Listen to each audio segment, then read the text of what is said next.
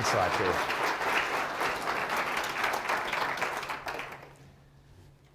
Well, it is bittersweet to be here, but it's a real honor and a privilege to be invited as the inaugural speaker.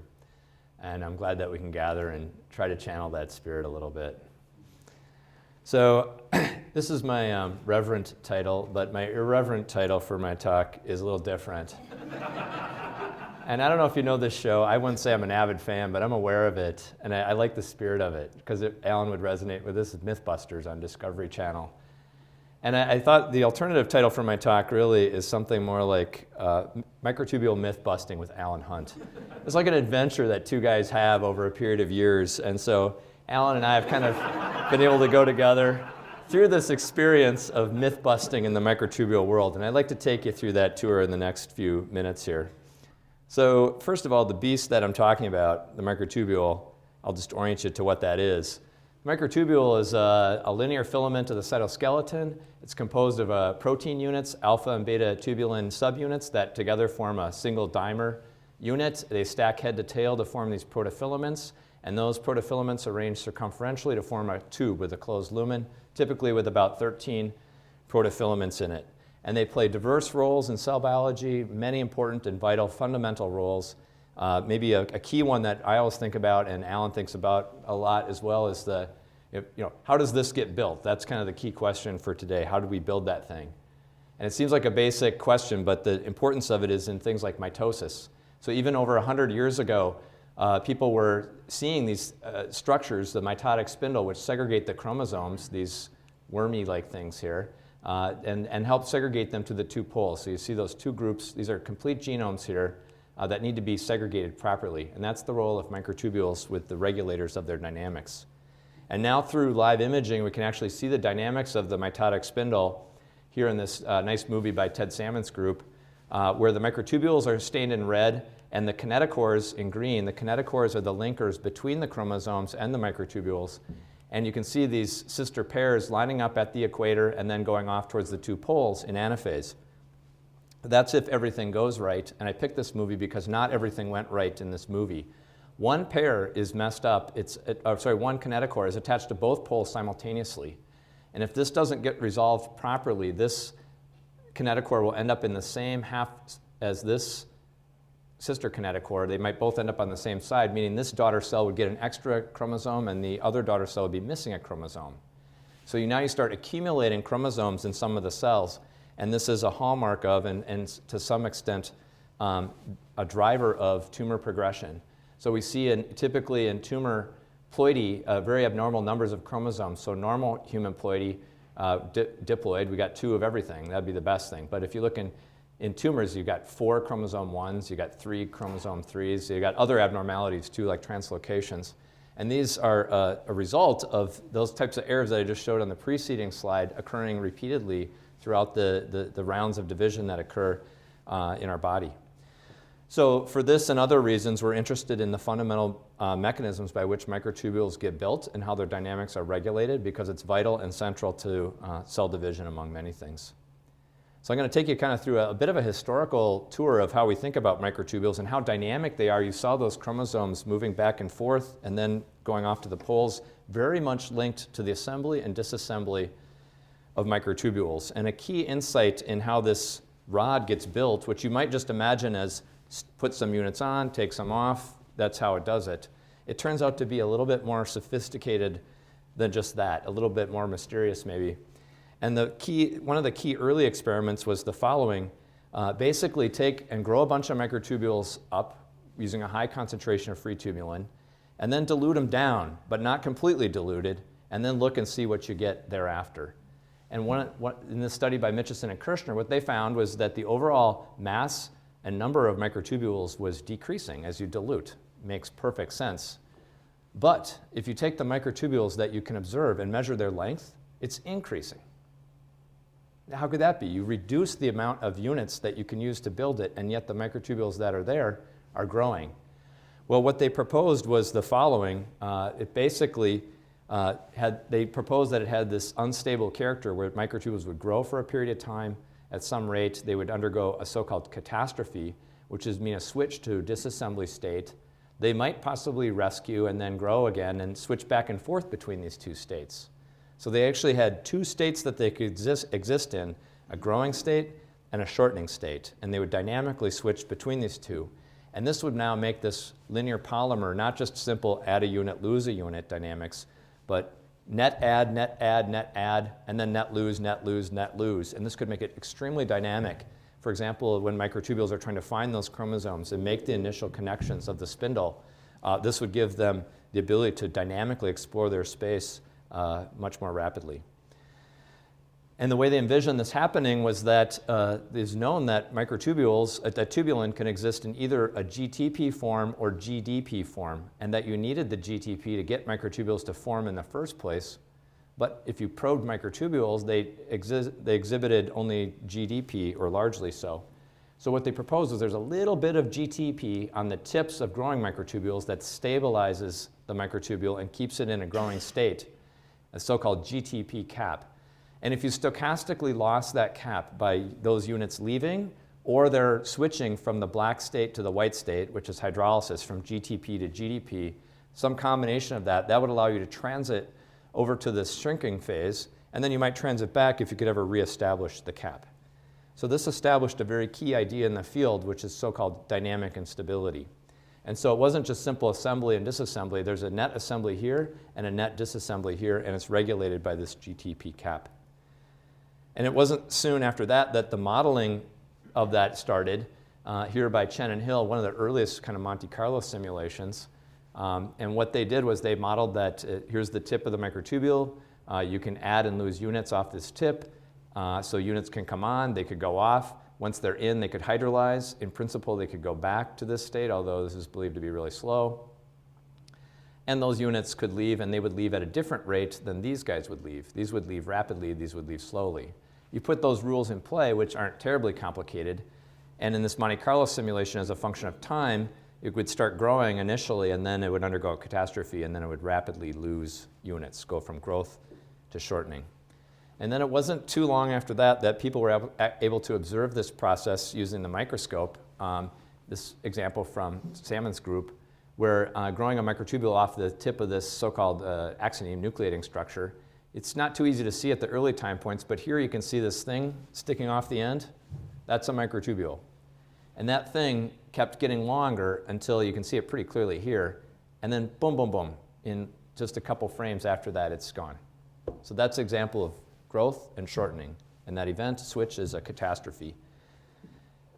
And so people tried to explain at least the buildup phase, the blue phase here, as in terms of how do you build the microtubule during that phase, in terms of a classic self-assembly model, which is basically what I was alluding to before. Units come on and they go off.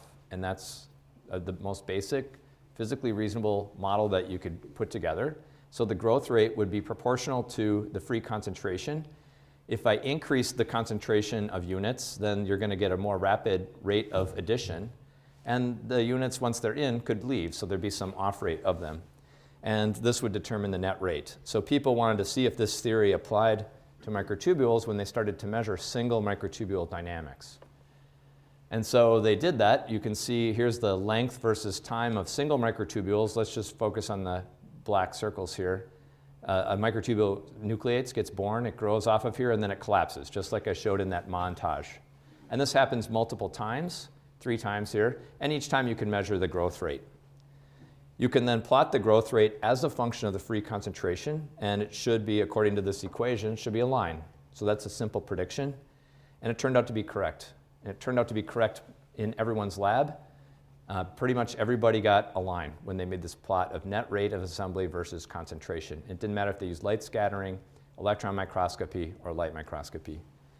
This is great when the field can find convergence like this around a relatively basic physical theory for a relatively complicated process. And so they applied this model repeatedly, and then everyone reported what their numbers were for that slope, this K on and this K off.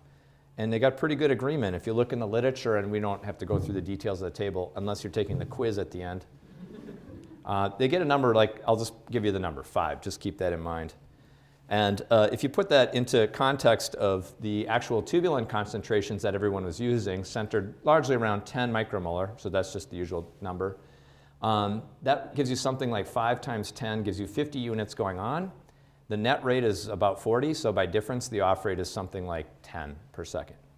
And the picture that emerges from that analysis over now many years of work and many labs with different techniques is very consistent, that assembly would be relatively slow and very efficient, so that when units get to the end, they stick, and very rarely would they leave. So for every unit that leaves, there's 5 coming on. So it's very slow, progressive, just lay it on brick by brick and build up this stack. And that's the picture that we had when Al and I came into the field in the early 90s, and Dave was joining that field too. And so a key question, though, that we had was how is assembly regulated by MAPs and drugs? I mean, some drugs like Taxol, which is a major anti-cancer drug that promotes the assembly of microtubules, it's a small molecule. You could imagine that you could either slow the off rate or increase the on rate. Well, you can't make this much lower and make it go much faster. So it pretty much has to make the on rate go higher, which makes you think, how do you make these guys diffuse faster if you're binding to the microtubule? And so there are questions like that. How do you regulate assembly? It could regulate the hydrolysis event, the switch from the GTP to the GDP that I talked about. So there's a lot of interest in the field in estimating the GTP cap size. And about in the mid-90s then, the estimates were kind of basically this. It's 1 layer deep, or maybe a little bit bigger. So the kind of pictures that we had in the literature at that time usually showed 1 or 2 stabilizing GTPs at the tip, kind of in this cartoon form here in the Desai and Mitchison review. And so this became, this kind of has to be, if the units are coming in and sticking, then to get catastrophe at all, that cap bed better be pretty thin. And so this made sense in light of the kinetics as well. So the kinetics and the various experiments that people were doing were all pointing towards a single layer cap. And this led to modeling efforts to try to capture that with a single layer cap here in Bailey's model. And secondly, a key assumption, though, that these models were making, including the Hill model as well, is that you could only add or lose units at these so-called cozy corners. So you see this arrow coming in here. You basically stick a unit into that little notch there. That's where you can add. And this unit that has just one lateral neighbor and one longitudinal neighbor, it could leave. So the E here, that guy could leave, A could leave. But the guys who are embedded down here with 2 neighbors wouldn't leave, nor would you add a unit onto the end of a protofilament where there are no neighbors. So you can only add or lose at cozy corners. And I want to kind of start to set these up now as things that we later came to question. So these things in red here, the single layer cap and the adding and losing at cozy corners were things that we started to question whether they were really true. And the thing that really made this assumption questionable was the subsequent paper, which showed this. When people did actually used cryopreservation of microtubules, they could preserve the structure much better than had been done previously. And this didn't happen until the mid-90s. And when they did that, they found relatively blunt microtubule tips when they're growing. But then they saw these projections coming off. Well, you couldn't get that with this cozy corner kind of build it up 1 layer at a time almost model. You couldn't get a long extension like that. And not only that, there were even longer extensions that they could see in their data. They could be hundreds of nanometers long.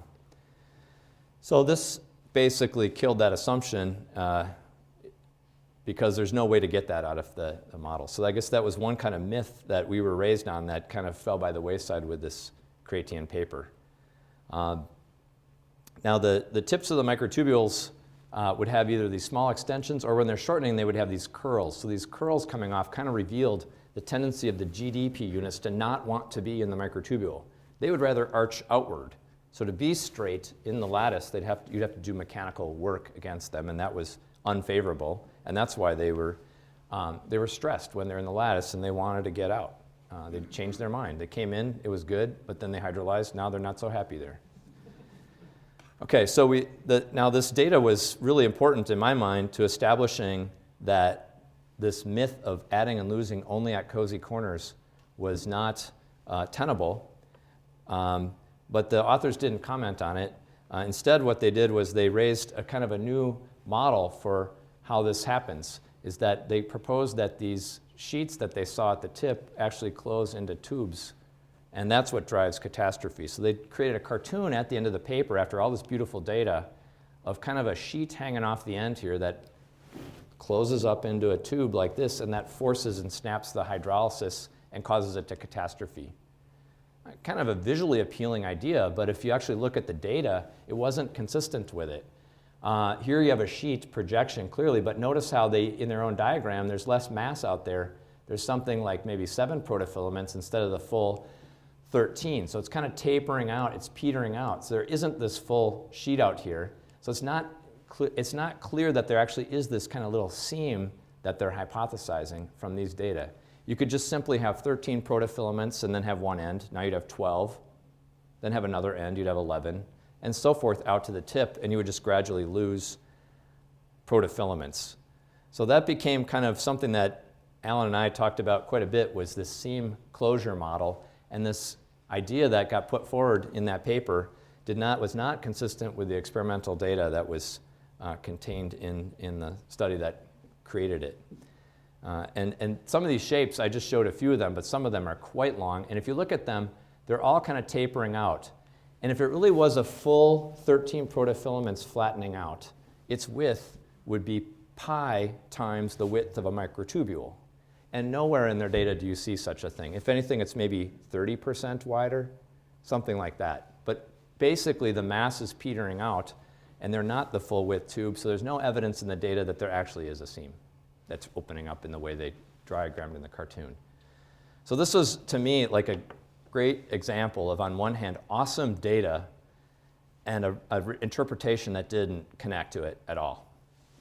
And so what did connect it, I think, was modeling work done subsequently, actually co-authored by the lead author of the Chrétien study, which was to model it as 2 competing curvatures. The curvature that wants to close the tube into a cylinder, and the curvature that makes the GDPs want to curl outward.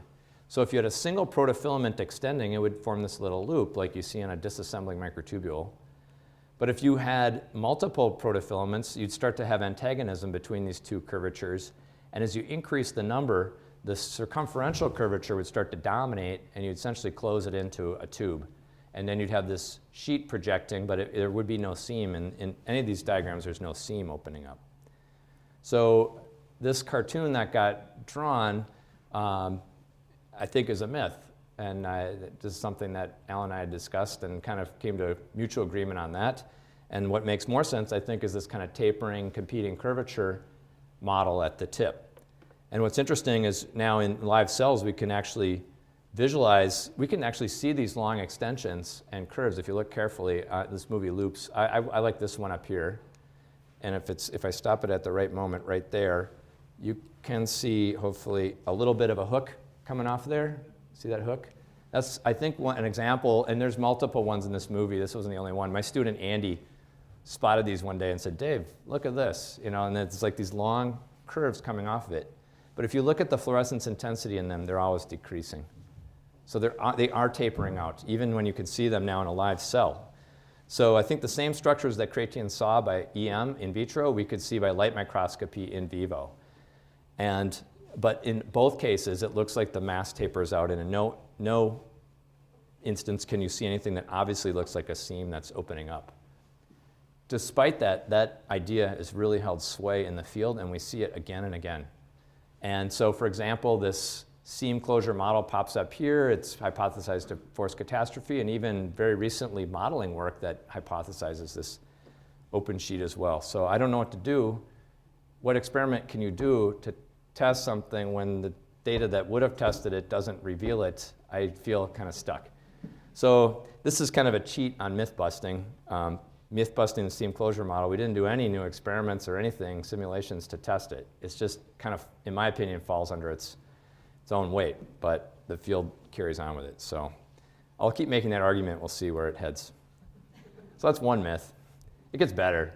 So I have other myths we actually did test. So the second one we didn't test is this add lose at cozy corners, because again, the same paper that I just cited showed that that can't be. If this is all that happened, if you could only add and lose at cozy corners, and you've got these just limited number of strands that circle around like this, you're always going to have kind of a more or less helical structure at the tip. You can't get a long extension like you saw in the movies or the EM.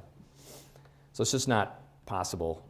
So that kind of went by the wayside and led us in my group then, when I was at Michigan Tech, collaborating with Lynn Kazimieras at Lehigh, to revisit the Monte Carlo models for assembly and to consider now, be more open-minded about the thermodynamics of what's happening at the tip to allow not only the cozy corner situation that this unit could leave, but that any unit at the tip or any unit period in the lattice could leave.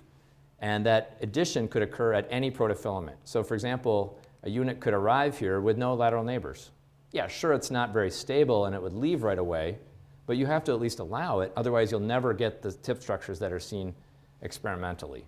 So we started to basically not exclude phenomena that really should happen, even though they're unlikely to be stable. We thought that they must play a role. And so we started to build then microtubule simulation based off of that, which we felt was kind of capturing then all the EM and the light microscopy work that had occurred earlier. And so we could simulate now, here's GTP in purple, GDP in green, the assembly of a microtubule. And notice now, interesting thing, and it didn't hit me at the time, but how inefficient it is. I mean, obviously, a lot of units hit and they don't stick, they go right away. And I picked this one because it undergoes a catastrophe in this 3-second snippet. I'm playing it out over 30 seconds so you can get a sense of what's going on, but this is 10 times slower than real time. And there the catastrophe happened and now it's rapidly shortening. So we felt like that was a reasonably good model and it predicted the blunt and sheet-like structures that Chrétien had reported. And this seemed to me like then a reasonable description that would encompass the current thinking in the field. So I haven't introduced Alan Hunt at this point in my talk. So where was Alan kind of in this scheme? He was back in the early 90s in Seattle working on motor proteins. And this is actually this kinesin here moving along a microtubule carrying a cargo. When these were discovered in the late 80s, early 90s, and this was really the exciting thing and the thing that drew me into this field. And he got to work on motors and I wound up working on just microtubule assembly. He was doing really cool stuff. And I admired all the people working on those things.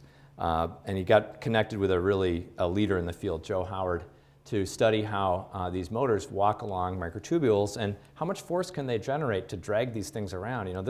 This cartoon illustration doesn't really give the full picture. This is a really crowded environment with lots of other stuff. You got to drag these big balls through this environment. It's not real easy. I think one of key contributions that Alan made was to figure out, as they experience more opposing load, how do these motors work in terms of being able to still move things. So given that when a motor starts to bind to a microtubule and translocate it, say in this direction, it generates a motor force that moves it with some velocity v. That necessarily creates a frictional drag to oppose it. What if you now change the friction of the environment by increasing the viscosity to oppose it and increase the drag force? Could you slow down the motor? And he showed you could. And this established then a kind of a force-velocity relationship for the kinesin motor. And so this is a fundamental property that limits the work that a single motor can do. And from there, he went on to work with Dick McIntosh, I think, really to start to connect this more to cell biological function. And here, mitosis, where chromosomes connect with microtubules, which he would then observe by light microscopy. And he could see that individual microtubules that were connected to the centromeric region of chromosomes, and here's the microtubule coming off of it, they would do this dynamic instability phenomenon. And he could measure with laser tweezers, he could put a bead on it and pull and measure the forces that could be withstood during that attachment. So this started to establish now the fundamental dynamic nature of microtubules, even when in contact with a linking structure, and the kind of mechanics that are involved in that process as well. And I guess I'm inferring here, but I think when Alan saw this that he could do this experiment, maybe he could just replace the chromosome with some manufactured, microfabricated, nanofabricated version of it to kind of strip that out and now build a system that mimicked that. And that when he came to Michigan, he set up this laser tweezers experiment where He had a microfabricated barrier, and this was Trey Schek when he was a PhD student here. And Trey would grab a microtubule with a bead bound to it, whip it into the corner here. I don't know how to do this. Get it in there, and then put a little bit of compressive load on it, but not too much, just to hold it in there. And because the trap is kind of soft, as it were, you can adjust the spring constant of the trap. The thing would still fluctuate in the trap enough that it would frequently allow opportunity to insert tubulins into the lattice, even while it's under weak compression. And that weak compression didn't really affect the net assembly rate. And so this was a way to now measure take the optical trap, which can measure at the nanoscale, and measure the assembly kinetics with, in principle, nanometers scale resolution. Keep in mind, a single dimer is 8 nanometers long, and the resolution of the trap can be on the order of nanometers. People have used it to measure the single steps that kinesin takes. Our previous measurements made with light microscope that I showed earlier, the resolution there is maybe 100 to 200 nanometers. So what Alan was setting up then was a system that could track orders of magnitude better in space and also with faster temporal resolution, say 1 order of magnitude faster in time as well. And what they soon discovered was that there were surprisingly large fluctuations in assembly. For a system that is supposed to be so efficient in adding units, where 50 go on and 10 go off, that thing should just build up monotonically almost over time. It'd be very unlikely to see it go retreat very far, even though there's some loss. It's just because ons outweigh losses so much. So it was very surprising to get data that looked like this, particularly where you see these jigs and jags where it looks like it's going backwards quite a bit, and more than just the noise of the measurement. So the scale here is hundreds or thousands of nanometers, and the accuracy of the machine is a few nanometers. And so they started to wonder what's going on. These kind of fluctuations during assembly that seem larger than predicted from the classic models, I guess I'd kind of noticed myself when you compute the power spectrum or Fourier transform of these types of data at lower resolution, as I did when I was a PhD student, found that there's unexplained high levels of fluctuation compared to the model predictions, but only at these short times, that is the higher frequency dynamics in the system, say on the order of seconds or tens of seconds. So there's something funny that we noticed was going on. It was more dynamic than it should have been according to the classic 1D Usawa framework. And if you looked carefully when you blew these up, what Alan and Trey noticed was these backwards things happen a lot. I mean, there's a lot of backwards events in here, and they're pretty big. If you look at the length scale here, this is maybe like 60 nanometers, which might be 7 or 8 dimer layers. So if this whole thing, in order to remain growing, is stabilized by a GTP cap, and that layer is just 1 dimer layer deep, you'd only have to lose 8 nanometers to uncap the thing and go into rapid disassembly. Here, in their experiments, you could clearly see many instances where they were losing much more than that, and it was not undergoing rapid catastrophe. It was just kind of trucking along. These little sequences were embedded in those overall long growth phases, which is what we would always have called growth. And the rate at which these shortening events happen was not nearly the rate of the rapid shortening that defined dynamic instability. So it meant that there were losses during net assembly, and it really cast into doubt this single layer GTP cap model. So I think their experiments really showed that you can't be like this, because you retreat back here and you're still in a growth phase in their experiments. And you could see evidence of that in their experiments. If you look at, here's a single layer, 8 nanometers, how frequent it is that you get losses that are bigger than that. So the GTP cap, which minimally would be something like 13 subunits, must be much deeper than that. And it was a couple years ago, my group actually then took a protein that tracks the GTP cap called EB1, which is red in this movie, and looked at dynamic microtubules at the edge of epithelial cells, and you could pick any one of these red-tipped microtubules as a growing microtubule.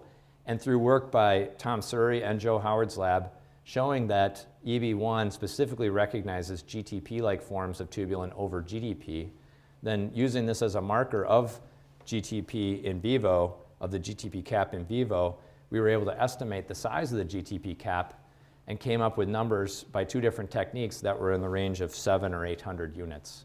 Many dimer layers deep, purple indicating our estimates of the kind of distribution of GTP units, and that this would be the GTP cap in vivo.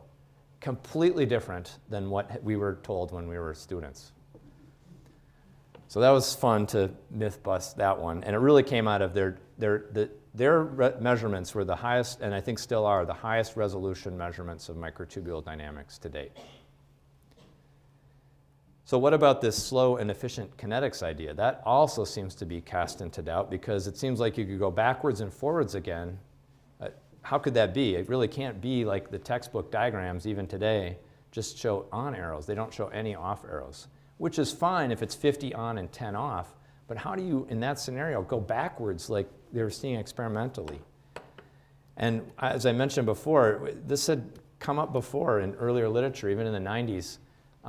Robley-Williams group noted with GMP-CPP tubulin, little jigs and jags here, little flat periods, even backwards. And you say, well, this isn't a very high resolution technique. How did we do it? We sat in front of a screen and we clicked where we thought we saw the end of the microtubule was. Not exactly perfectly reproducible automated type of analysis, I'll grant you. But it was the best we had, and you wondered, these look kind of like beyond the noise of measurement. And we wondered if we'd seen these kinds of fluctuations now in the tweezers data. But the thing here is that we'd collected this data with GTP tubulin. And so whereas the study here with GMP-CPP tubulin was pretty poor resolution, adding GTP in meant that the variability that we saw experimentally could be due to the fact that we have a mix of GTP and GDP states at the tip of the microtubule. And that could complicate things, and maybe the fluctuations are due, at least in part, to that. So they really are retreating, but it's because there's a mix of states there. So we thought, let's clean this up, let's simplify the tweezers experiment further and use just GMP-CPP, which is a mimic of GTP but can't hydrolyze. So now every unit is in the same state. And now let's measure it with a high resolution and see what happens. Meanwhile, in a parallel with the tweezers experiments, the light microscopy is getting pretty good. I showed you that curl coming off the end of a microtubule. Thanks to advances in digital cameras and digital image processing and better fluorophores, we were getting better and better at tracking where things are, like on the nanometer scale. And so Melissa Gardner, when she was in my group and using a technique that Alexei Demchuk developed, started tracking the fluorescence distribution along the microtubule to locate, as you walk off the end, the green disappears. Where does it disappear at the tip here? Tracking it that way using light microscope. So basically fitting a Gaussian survival function. If you pick a microtubule, track it, try to analyze it, fit a line to it, look at the fluorescence intensity along that line, it basically falls off, and then where it falls off maximally, that's where we estimate the tip to be. And so we use that technique, and then we can get nanometer scale resolution with this method as well. So now I like this because we're coming in with 2 methods in parallel, completely different techniques to try to answer the same question. So here's what we found then. When we switch to GMP-CPP and we operate a little lower concentrations now, around 1 micromolar, at very low tubulin is slight tendency towards disassembly, the dilution experiment, some variability in there. You increase the free tubulin, you start to shift it towards net assembly, increase it further, it assembles more rapidly. This all makes sense with the classic theory. But notice what's happening as you go to the right. It seems like these retreat events, the backwards events, are actually becoming more probable. And this puzzled us because why would that happen? How could that be when you're increasing the free concentration, you should actually just have more arrivals? According to the classic theory of the 1D model, as you increase tubulin, you'd have more on events, off events remains constant, therefore the probability distribution of net addition over some period of time is going to just shift to the right. And the probability of having some arbitrarily large negative loss event is just diminishing as you increase the free concentration. So we wondered if you analyzed the data in this way, making this histogram, do you actually see this trend that's predicted by the 1D model? And the answer is you don't. It's the opposite. if you look at those that are shortening more than, say, 4 dimer layers or 32 nanometers, that probability actually increases. It's more probable at high concentration, in direct contradiction to the 1D model. And that, what we found was that large negative increments are more common at higher tubulin concentrations. It's the opposite of the 1D model prediction. And it shows that the off rate now, which was formerly assumed to be a constant, is actually increasing with free concentration. We went then back and tested this again with laser tweezers to see if we get the same story, and we did. And you can just see by eye. Low tubulin, net shortening, pretty smooth. Intermediate tubulin, about 0 net growth, a little bit noisier. Higher tubulin, net growth and very noisy, and clear periods of retreat. So that, again, the probability of a large negative increment is actually highest at the high tubulin concentration. So I think it was these types of observations that Alan and I were puzzling about when we went back to the model that we'd constructed earlier and then tried to see, does this model predict that the off rate would actually increase at higher tubulin concentrations? So here's a simulation of that now. And what we found is exactly that. We can measure on and off events in the simulation, and we find, of course, the on rate goes up basically linearly with concentration, but so does the off rate, just not as fast. So the net rate is the difference between these two rates, that's the blue line, and that what had formerly been assumed that this off rate was a constant was not true. And so in fact, the off rate was increasing. And why would that be in the model? Okay, so to summarize this, the on and the off rates are nearly equal at all concentrations, and that this 2D model that we have then requires that the on rate be higher than the 1D model would predict because the off rate is chasing it as it rises. So it's got to be a lot higher than what we previously thought. And now when you have this situation where on and off are nearly equal at all tubulin concentrations, you're going to see a lot of noise in the system. So overall growth is just the difference between two very large numbers. And the reason that happens in the model is the tip structure is shifting. The thermodynamics aren't changing, but the probability of having 2, 1, or 0 neighbors is changing. If you have 2 neighbors, you're very stable and your off rate's low. If you have 1, your off rate's higher, and if you have 0 neighbors, your off rate's quite high. As you increase free tubulin, you see less and less of this 2 neighbor state, which is relatively stable, and more of the 1 and 0 neighbor states, which are relatively less stable. So on average then, the tip is less stable as you go to higher tubulin.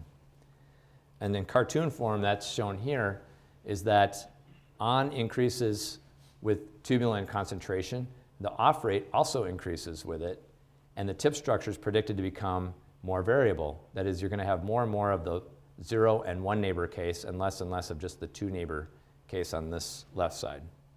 So it made a clear prediction now that we could test that these microtubules should be more tapered and these should be more blunt.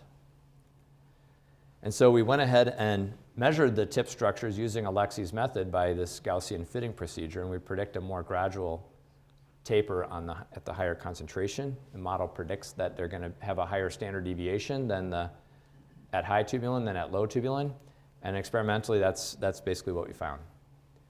And we went back in the literature and noted that that's actually what Chrétien had reported in that 95 paper I cited earlier, that these projections, their lengths, depends on tubulin concentration. The higher the tubulin, the more tapered they are. So it's consistent with the electron microscopy work as well. So we want to test this further to see if it could now explain both the net growth rate and the variability in the growth rate. So if we now take our, on the left-hand side, we're comparing the TIRF and the tweezers data using the 1D model. We get the same rate constant that everybody else gets, 5. When we take our 2D model, we have to use a 1 order of magnitude higher on rate constant, 50. And that's because the off is going up with the on. And so these are quite different numbers. To get the observed net rate of 1 at 1 micromolar, which is right in the middle here, this scenario says that's the difference between 5 going on and 4 going off.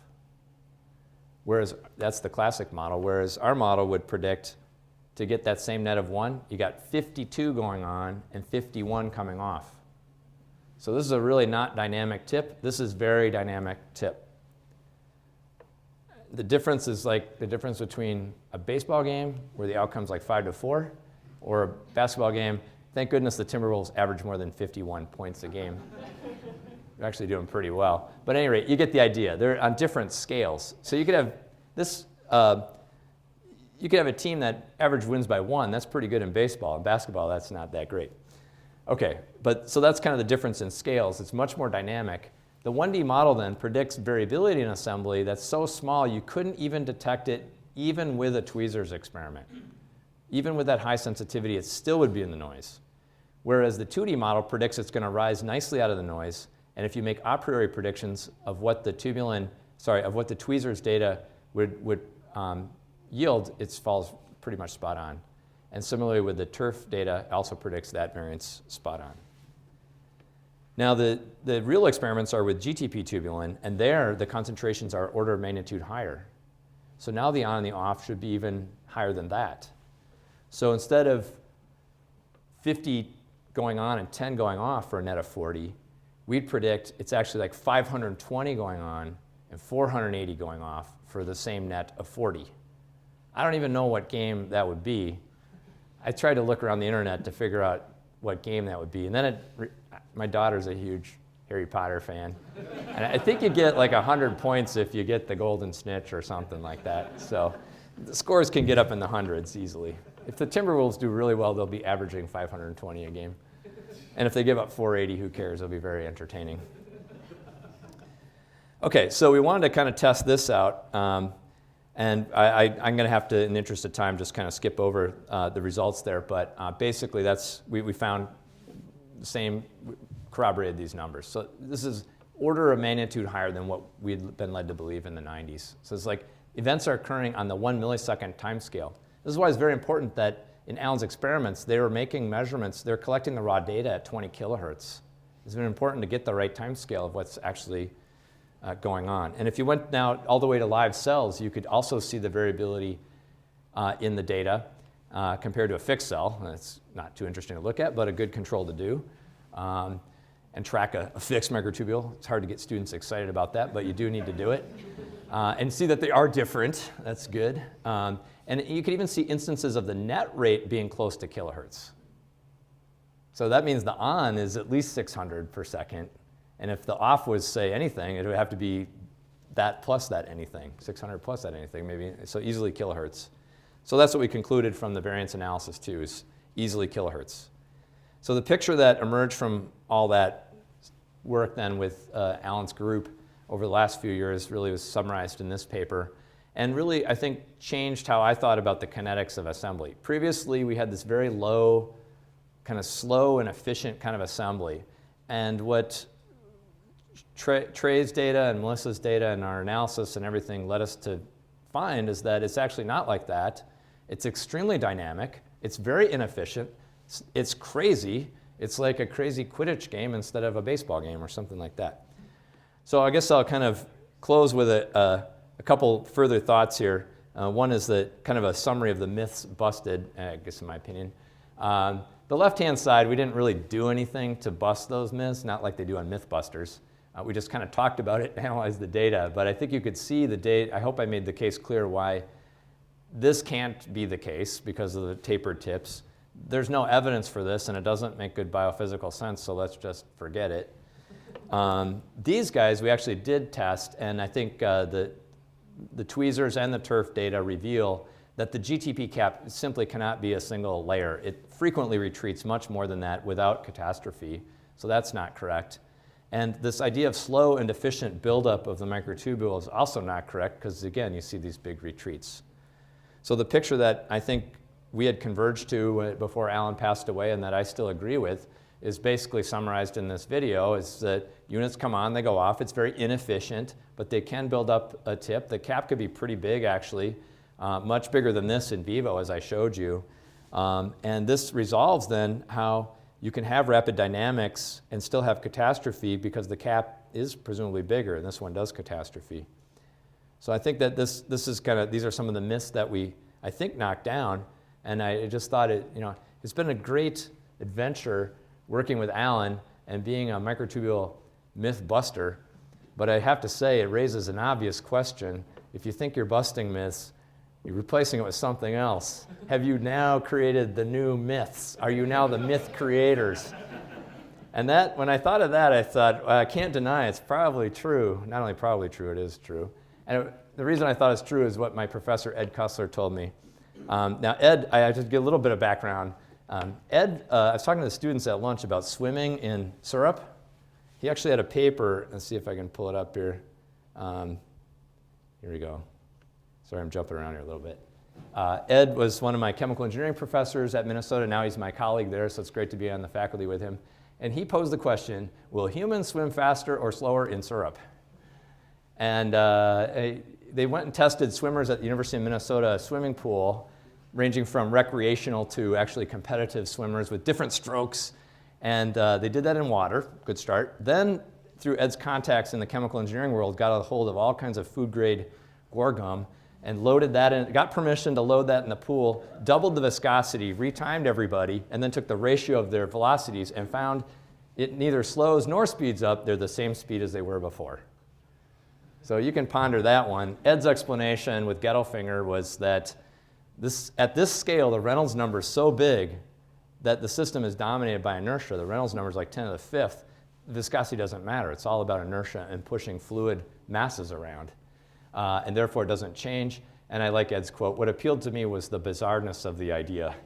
And that definitely describes Ed. And for their work, they were recognized with the Ig Nobel Prize for Chemistry in 2005. So my closing quote then on are we being myth creators would be another quote that I guess I'll chalk up to Ed because I heard him say it, and a thorough Google search did not reveal anyone else ever saying it, is this. Teaching is a series of lies, so I'll stop there. Thanks. Oh.